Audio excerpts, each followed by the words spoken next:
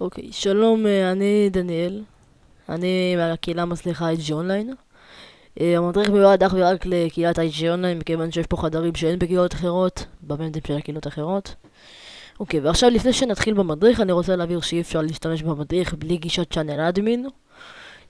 צ'אנל אדמין זה כמו, שתראו כזה בזה, במרכאות A, תראו במרכאות A ליד של החדר שאתם רוצים. המדריך יעסוק באלה שיש להם גישת P, פנטום ו-A בחדר ספורט רום ב-IG אונליין, כמו סיסגטה ומעלה שיש להם גישות. אוקיי, אנחנו נתחיל שניכנס לבינדינגס. יש לנו פה את היוזרניים, סרברס בבינדינגס, פה למעלה, תראו באמת למעלה. ועכשיו תלכו הכי ימינה בבינדינגס, תראו כזה חץ. תלחצו על החץ. עכשיו יפתח לכם חלון של סטאפ בינדינגס ואת השם שלכם. במקרה שלי זה רוסקה. אוקיי, עכשיו נלחץ על ניו ונרשום את השם שבא לנו. אני במקרה הזה נרשום IG אונליין בינדינגס טוטוריאל. אוקיי. עכשיו, אחרי שפתחנו שם, פתחנו בינד חדש, נלחץ להוסיף, שזה עד. עכשיו, פה נבחר איזה הוטקיי, זה כאילו לחצן. איזה לחצן אתם רוצים שיהיה לכם שתלחצו עליו, ואז תוכלו לדבר מאיזה חדר שתרצו לספורט.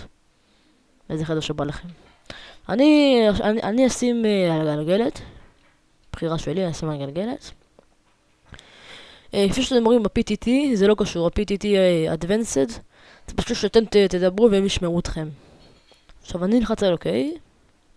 עכשיו פה יש לכם Channel Name, כאילו השם של החדר. אני נלחץ על 3 נקודות כפי שאתם רואים פה. ונחפש את הספורט רום. נרד, נחפש, הנה מצאנו. נלחץ עליו פעמיים. ונלחץ אוקיי. אוקיי.